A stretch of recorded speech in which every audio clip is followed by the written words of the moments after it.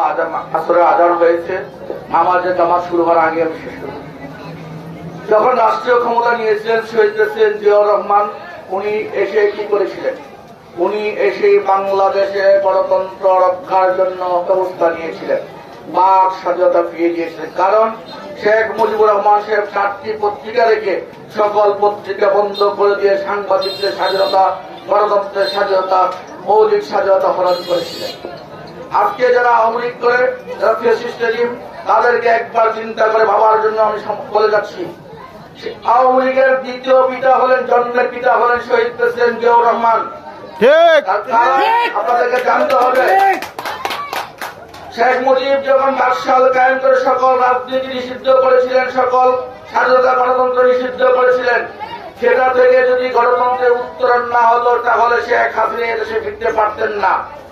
শেখ হাসিনাকে এদেশে এসে রাজনীতি করার সুযোগ করে দিয়েছিলেন শহীদ প্রেসিডেন্ট জিয়াউর রহমান।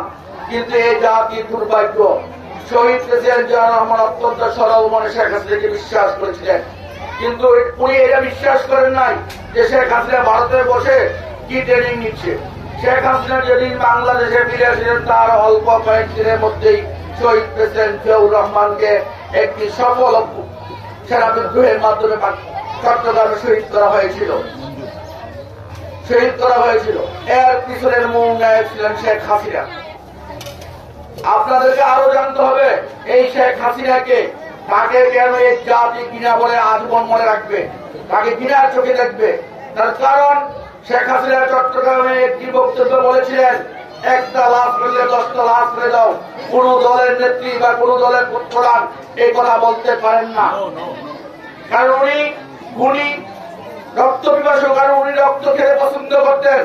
সেই জন্য গত 17 বছর বাংলাদেশ জাতীয়তাবাদী দলের শত শত তরুণের রক্ত উনি পান করেছেন।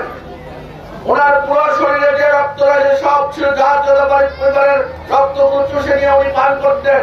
উনি লাশ দেখলে খুশি হতেন।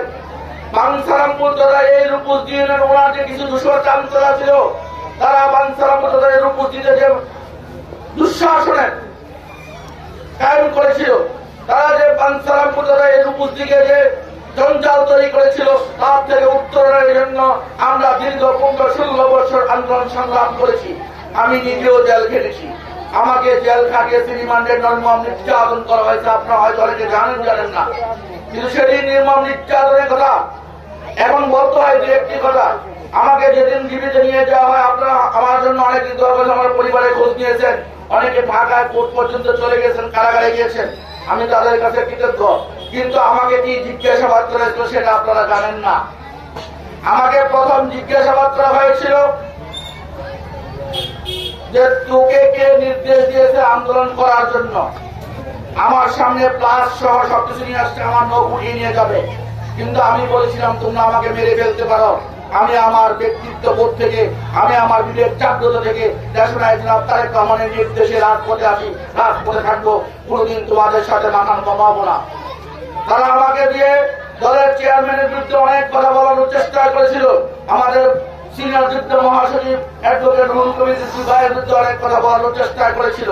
কিন্তু আমি সেদিন তাদের সাথে আপোষ করিনি। আমি বলছি তোমরা আমাকে একটা গুলি করে দাও, আমি মরে যাব, কিন্তু আমার দলের নেতার বিরুদ্ধে আমি কথা বলতে পারবো না, কারণ ওনারা আমাকে কোন নির্দেশনা দেন নাই। ওনারা নির্দেশ দিয়েছেন ভোটাধিকার ফিরে পাওয়ার জন্য যে আন্দোলন, আমরা যে জনগণকে স্বাধীনে যে বৈধ আন্দোলন করছিলাম, সেই আন্দোলন আমরা করছিলাম। এই রূপসী ইউনিয়নে আমাদের বিএনপি নেতাদের বিরুদ্ধে, কয়েকশো নেতার বিরুদ্ধে বিভিন্ন ধরনের মামলা দিয়ে, অবৈধ মামলা দিয়েছিল না? এখানে অনেকে জেল খেলেছিল। আমার মনে হয় যে এখানে অনেকে আসামি থাকতে পারেন সে ভুয়া মামলায়। এই ভুয়া মামলা যারা দিয়েছিল তারা আজ কোথায়? কেউ যদি ওই ভুয়া মামলাকারীদের সাথে আপোষ করেন, ওই ভুয়া মামলা যারা সাক্ষী তাদের সাথে আত্মীয়তা করেন, তাদের সাথে চলাফেরা করার চিন্তা করেন, আমি আজকে এখানে বলে যাচ্ছি, আপনাদের কাছে ওয়াদা করে যাচ্ছি, আমি যদি সেটা প্রমাণ পাই, বাঞ্ছারামপুর উপজেলা বিএনপি সাংগঠনিকভাবে আপনাদের বিরুদ্ধে ব্যবস্থা নিবে। কারণ বাংলাদেশ জাতীয়তাবাদী দলের সাথে ওই সন্ত্রাসী সংগঠনের কোন সম্পর্ক থাকতে পারে না, ওই সন্ত্রাসী সংগঠনের নেতৃবৃন্দের সাথে কোন সম্পর্ক থাকতে পারে না, ওই জঙ্গিদের সাথে কোন সম্পর্ক থাকতে পারে না। আপনাদেরকে আরো একটি কথা বলি, এই শেখ হাসিনা শুধু আমাদেরকে নির্যাতন করে নাই, আমাদের মাথার তাজ, আমাদের মাথার মুকুট যে আলেম সমাজ, আলেমদেরকে পর্যন্ত নির্যাতন করেছিল। আমি যে ব্যবহারে ছিলাম কাশিমপুর হাই স্কুলে, সেখানে আমার পাশাপাশি জেলে ছিলেন আল্লামা মামুনুল হক সাহেব, গত কয়েক মাস পূর্বে এখানে এসেছিলেন। আমার সাথে জেলে ছিলেন আমির হামজা ভাই, আমার সাথে জেলে ছিলেন আগামী 17 জুন আপনারা জানা করে রহমানি ভাই, তিনি বাংলাদেশ তথা সারা বিশ্বের একজন প্রসিদ্ধ আলেম, প্রসিদ্ধ গবেষক, প্রসিদ্ধ জিহাদি। উনি আসবেন না, উনি আমার সাথে জেল খেটেছিলেন। আমি নিজে চোখে দেখেছি তাদেরকে কি নির্যাতন করা হতো। আমরা আমাদের পরিবারের সাথে বা আপনাদের অনেকের সাথে আমার জেলখানায় কথা হতো, কিন্তু তারা তাদের পরিবারের সাথে বাচ্চাদের সাথে কথা বলতে পারতেন না, তাদেরকে একটা রুমে বন্দী করে রাখা হতো। এই কথাগুলো বলার কারণ, আজকে যে 5ই আগস্টে যে গণ অভ্যুত্থান হয়েছিল ছাত্র জনতার, এর পিছনে মহান রব্বুল আলামিনের তো অশেষ কৃপা, এবং ওই যে আলেম সমাজ যাদেরকে নির্মমভাবে নির্যাতন করা হয়েছিল, যখন শত শত মাদ্রাসা বাংলাদেশে বন্ধ করে দেওয়া হয়েছিল, আযান দিতে নিষিদ্ধ করা হয়েছিল, মাইকের মাধ্যমে আযান দেওয়া যাবে, ওয়াজ মাহফিল করা যাবে অনুমতি ছাড়া, সেই হুজুরদের চোখের পানির বরকতে রহমতের কারণে আজকে হাসিনার কপালে লড়া দোষ, হাসিনাকে মানুষ জারো দিয়ে পিটায় এবং হাসিনা দেশ থেকে পালিয়ে যেতে বাধ্য হয়। আপনারা একটি কথা লক্ষ্য রাখেন, সালামপূর্ণ শুধু বাংলাদেশের ইতিহাসে নয়, সারা বিশ্বের ইতিহাসে একমাত্র নিকৃষ্ট শাসক হল শেখ হাসিনা। তিনি ছাত্র জনতার গণ অভ্যুত্থানের মধ্য দিয়ে উনি শুধু পালিয়ে যান নাই, ওনার 14 গোষ্ঠী পালিয়ে গেছেন, ওনার মন্ত্রী পরিষদের সকল পালিয়ে গেছেন, ওনার 300 সাড়ে 300 এমপি পালিয়ে গেছেন, ওনার প্রশাসনের যত লোক আছে সকলে পালিয়ে গেছেন, যা ছিল বিশ্বের ইতিহাসে একটি বিরল ঘটনা, আশ্চর্যতম ঘটনা। তদুপরি এখান থেকে আমাদের শিক্ষা নিতে হবে, কেন শেখ হাসিনা পালিয়ে গেছেন, আর কেনই বা আমরা শহীদ প্রেসিডেন্ট জিয়াউর রহমানের আদর্শকে ধারণ করি। আজকে শহীদ জিয়াউর রহমানের আদর্শকে যদি আমরা ধারণ করি, খালেদা জিয়ার আদর্শকে যদি ধারণ করি, দেশটার তারেক রহমানের নির্দেশকে যদি মাথা পেতে নেই, তাহলে ভবিষ্যতে আমাদের এরকম করতে হবে না, আমরা পালাতে হবে না। আর যদি আপনারা আপনাদের মতো করেন, আওয়ামী লীগ দূষকদের সাথে আত্মীয়তা করেন, আওয়ামী লীগ দূষকদের সাথে ব্যবসা বাণিজ্য করেন, আওয়ামী লীগ দূষকদেরকে পূর্ণ ভাষণ করেন, তাদের সাথে তলে তলে খাতি রাখেন, তাহলে একদিন আসবে যেদিন তারাই আপনাদেরকে বাড়িঘর থেকে বের করে দেবে, সেদিন। তাই আমি আপনাদেরকে আহ্বান করব, আসুন ঐক্যবদ্ধ ভাবে আমরা বাংলাদেশ জাতীয়তাবাদী দল দ্বারা রূপসী ইউনিয়নকে ধরে তুলি এবং রূপসী ইউনিয়নবাসী কি চায় সেটাকে মর্যাদা দেই। আমাদেরকে ভাবতে হবে রূপসী ইউনিয়নবাসী কি চায়, কারণ রূপসী ইউনিয়নবাসী অত্যন্ত সুশৃঙ্খল, কারণ এটা রূপসী একটি উর্বর ভূমি।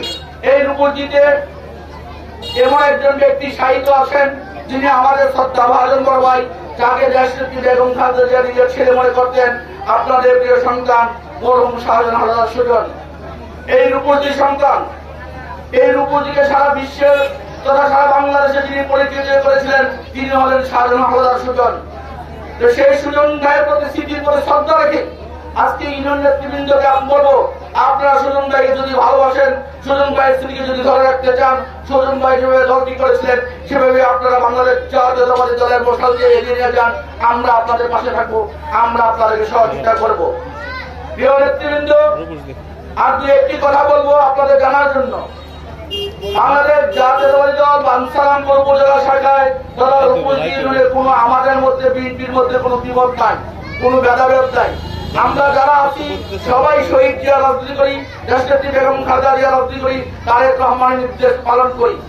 তারেক রহমান আগামী নির্বাচনে যাকে নমিনেশন দিবেন আমরা সকলে মিলে তার পক্ষে থাকবো, এটা আপনাদেরকে ওয়াদা করতে হবে। আমি আপনাদেরকে কথা দিয়ে যাচ্ছি, আগামী নির্বাচনে ধানের শীষের প্রতীক নিয়ে যিনি আসবেন আমি তার পক্ষে সবার আগে থাকবো, আপনাদেরকে সাথে নিয়ে আপনারা আমার সাথে থাকবেন। এই হোক আজকের এই শাহাদাত বার্ষিকীর অঙ্গীকার। পরিশেষে আপনাদেরকে একটি অ্যালার্ম দিয়ে যাচ্ছি, আপনাদেরকে আহ্বান জানাচ্ছি, আজকে থেকে আপনারা আগামী নির্বাচনের প্রস্তুতি নিন। ইনশাআল্লাহ আগামী 30শে ডিসেম্বরের পূর্বেই ডক্টর ইউনূস সরকার নির্বাচন দিতে বাধ্য হবে, কারণ আমরা রক্ত দিয়েছি, শ্রম দিয়েছি, জেল খেটেছি, এদেশের শত শত প্রাণ, যুবক প্রাণ দিয়েছে ওই উপদেষ্টাদেরকে এসি রুমে বসে থাকার জন্য নয়, ওদেরকে 3 মাসের জন্য পাঠিয়েছিলাম এদেশের গণতন্ত্র ফিরিয়ে দেওয়ার একটি সুষ্ঠু নির্বাচনী ব্যবস্থা গ্রহণ করার জন্য।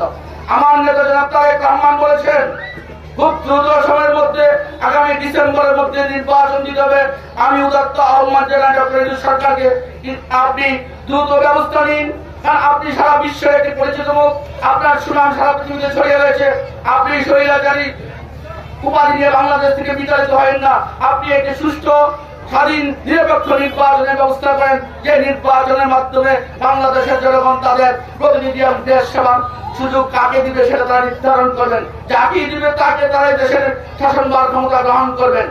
একটি কথা মনে রাখবেন, দেশ নায়ক জনাব তারেক রহমান আজকে যে সংস্কারের কথা উঠছে, উপদেষ্টা পরিষদ যে সংস্কারের নামে বুলি আওড়াচ্ছে, এই দেশ নায়ক জনাব তারেক রহমান আজ থেকে 3 বছর পূর্বে 31 দফা সংস্কার প্রস্তাব দিয়েছিলেন। উনি যে দূরদর্শী সিদ্ধান্ত নিয়ে সংস্কার প্রস্তাব জাতির সামনে তুলে ধরেছিলেন, সেই সংস্কার প্রস্তাবগুলি এখন উপদেষ্টা পরিষদ দিচ্ছে। আমিও চাই সংস্কার, আমার দলও চাই সংস্কার, তারেক রহমানও চাই সংস্কার, বাংলাদেশের জনগণও চাই সংস্কার। কিন্তু সংস্কারের নামে নির্বাচন ব্যবস্থাকে বন্ধ করে শাসনবাদ দীর্ঘায়িত করে সেটা হতে দেওয়া হবে না। আমাদের ভারপ্রাপ্ত চেয়ারম্যান জনাব তারেক রহমান যখন আমাদেরকে ডাক দিবেন, ইনশাআল্লাহ আমি আপনাদেরকে সাথে নিয়ে বাঞ্ছারামপুরে গলিতে গলিতে আনাচে কানাচে আন্দোলন ছড়িয়ে দিয়ে নির্বাচনী ব্যবস্থা আদায় করার জন্য যে লড়াই হবে, সেই লড়াই আপনাদের সামনে থেকে নেতৃত্ব দেব। এই হোক আমাদের প্রত্যাশা। পরিশেষে আপনাদেরকে আবারও ঐক্যবদ্ধভাবে ধানের শীষের পতাকা দলে, বিএনপির পতাকা দলে, বাংলাদেশ জাতীয়তাবাদী দলের পতাকা দলে আসন গ্রহণ করার জন্য আসার জন্য উদাত্ত আহ্বান জানিয়ে আমি আমার বক্তব্য এখানে শেষ করছি। আল্লাহ হাফেজ। বাংলাদেশ জিন্দাবাদ। শহীদ জিয়া অমর হোক। দেশের বেগম খালেদা জিয়া জিন্দাবাদ। আগামী রাষ্ট্রীয় জনাব তারেক রহমান জিন্দাবাদ। আরেকটি কথা হলো, আজকে যারা এত সুন্দরভাবে আয়োজন করেছেন, বিশেষ করে আমাদের দেলোয়ার ভাই, হানিফ মিয়া মাঝি, মতিন ভাই, নাহি সুলতানা এবং রুকুদ্দিন বিএনপির নেতৃত্ব যারা আছেন, ফজলুল হক, বাহার, তারপরে জামাল ভাই, আজিজ সহ অত্র ইউনিয়নের বিভিন্ন অঙ্গ সংগঠনের বৃন্দকে আমি আমার ব্যক্তিগত পক্ষ থেকে, মনির ভাই সহ ব্রাহ্মণবাড়িয়া জেলা বিএনপির পক্ষ থেকে, বাঞ্ছারামপুর উপজেলা বিএনপির পক্ষ থেকে, বাংলাদেশ জাতীয়তাবাদী দল ভারপ্রাপ্ত চেয়ারম্যান জনাব তারেক রহমান এবং বিএনপির চেয়ারপারসন দেশের বেগম খালেদা জিয়ার পক্ষ থেকে আপনাদেরকে অভিনন্দন জানাচ্ছি, কৃতজ্ঞতা জানাচ্ছি। আপনারা ভবিষ্যতে একটি কথা মনে রাখবেন, আপনাদের দায়িত্ব হলো জনগণের কাছে যাওয়া। আপনারা ঘরে যান, জনগণের কাছে যান, গিয়ে শুনুন। ওই 2-4-5 জন ব্যক্তির কথা শুনবেন না। আপনার জনগণ কি চায় সেটা শুনবেন, আমাদের মা বোনেরা কি চায় সেটা শুনবেন। বিশেষ করে মহিলা দলের কমিটির কথা বলছেন, আমি আপনাকে কথা দিচ্ছি, মহিলা দলের কমিটি স্বীকৃতি দেওয়া হবে। আপনি যাদেরকে মহিলাদের কমিটি রাখতে চান, আপনাদেরকে 9টা ওয়ার্ড থেকে যাদেরকে রাখতে তাদের সিডি আমাদের কাছে জমা দেন। এবং বিশেষ করে আমাদের মহিলা বিষয়ক সম্পাদিকা নাহিদ সুলতানা আছে, নাহিদ সুলতানাকে সাথে নিয়ে আপনি আসেন, তাদেরকে রাখবেন। তাদের আমরা সিডি দেখি, তারপরে আমরা নির্ধারণ করবো। যদি আপনি খুব দ্রুত সময়ের মধ্যে পারেন, আমি রুকুদ্দি নিজে এসে, আমি আবারও এসে এই মহিলা দলের কমিটি আমি দিয়ে যাব, আমি আপনাদেরকে বলছি। আর ছাত্র দলের কমিটির কথা বলছেন, ছাত্র দলের একটি চলমান বৃহত্তর সংগঠন, দক্ষিণ এশিয়ার বৃহত্তম সংগঠন ছাত্র দল। এই ছাত্র দলের কমিটি, কেন্দ্রীয় কমিটির নির্দেশে আমাদের ব্রাহ্মণবাড়িয়া জেলা যে ছাত্র দল আছে, ছাত্র কমিটি আছে, তারা আমার বিশ্বাস খুব দ্রুত সময়ের মধ্যে কমিটিগুলো দিলেন। কারণ আমাদের উপজেলা কমিটি ইতিমধ্যে ভেঙে দেওয়া হয়েছে। যদি থাকতো আমি আজকেই নির্দেশ দিলাম কমিটি দেওয়ার জন্য। যেহেতু উপজেলা ছাত্র দলের কমিটি নাই, এই জন্য কিছুদিন দেরি হবে। তবে প্রকৃত ছাত্রদেরকে দিয়েই কমিটি করা হবে। আরেকটি কথা দেওয়ার বলেছিল, মাদক। আমার লড়াই কি? আমার স্লোগান হচ্ছে মাদক মুক্ত বাঞ্ছারামপুর করা, সন্ত্রাস মুক্ত বাঞ্ছারামপুর করা, চাঁদাবাজ মুক্ত বাঞ্ছারামপুর করা, দখলবাজ মুক্ত বাঞ্ছারামপুর করা। মাদক মুক্ত বাঞ্ছারামপুর করতে হলে সর্বপ্রথম আপনারা যারা বিএনপি নেতৃত্বে আছেন, আপনারা যারা এলিট পার্সন এখানে বসে আছেন, আপনাদেরকে ঐক্যবদ্ধ হতে হবে। আপনারা সত্যিকার অর্থে মাদক মুক্ত রূপটি চান কিনা? আপনারা যদি সত্যিকার অর্থে মাদক মুক্ত রূপটি চান, তাহলে আমিও কথা দিচ্ছি, অবশ্যই অবশ্যই অল্প সময়ের মধ্যে রূপসী ইউনিয়ন মাদক মুক্ত হবে। রূপসী ইউনিয়নে যারা মাদক ব্যবসা করে আপনারা যদি চিনে থাকেন, আপনারা যদি তথ্য থাকে, আপনাদের নাম, পরিচয়, ফোন নাম্বার গোপন রাখা হবে। একদম সত্যিকার অর্থে যারা এই ব্যবসার সাথে জড়িত, তাদের নাম, ঠিকানা, ফোন নাম্বার আমাদেরকে দেন, অথবা আপনারা তাদেরকে ধরে ক্যান ধুলা করে আইনের হাতে সুরপোত করুন। ওসি সাহেবকে বলা আছে, প্রশাসনকে বলা আছে আমার পক্ষ থেকে, মাদকের ব্যাপারে কোনো আপোষ নাই। সে যদি আমার দলের কর্মী হয়, আমার ডানে বামে বসা ব্যক্তি যে কেউ হোক, তার বিরুদ্ধে আইনের ব্যবস্থা গ্রহণ করা হবে। কিন্তু শুধু মাদকের কথা বলেছেন, শুধু মাদকের কথা বলেছেন, কিন্তু আমি জানি এর রূপজিতে চাঁদাবাজিও হয়। ইদানিং কিছু চাঁদাবাজ, নতুন চাঁদাবাজের উদ্ভব হয়েছে। এই চাঁদাবাজদেরকে আপনারা প্রতিরোধ করতে হবে। কারণ কোন চাঁদাবাজির স্থান বিএনপিতে হবে না। কোন সন্ত্রাসী স্থান বিঘ্নিত হবে না, কোন মাদক কারবারিদের স্থান বিঘ্নিত হবে না।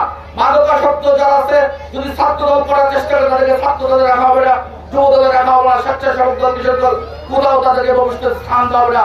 সুতরাং আপনারা সিদ্ধান্ত নিন, উপজেলা বিএনপি আপনাদের পাশে থাকবে, জেলা বিএনপি পাশে থাকবে। প্রয়োজনে মাদক মুক্ত করার জন্য আবারও এখানে এসে র্যালি করবো। মাদক মুক্ত জনসচেতনতা বাড়াতে হবে, মাদকের কুফল সম্পর্কে জাতিকে সচেতন করতে হবে। পরিশেষে সকলকে ধন্যবাদ। আল্লাহ হাফেজ। বাংলাদেশ জিন্দাবাদ।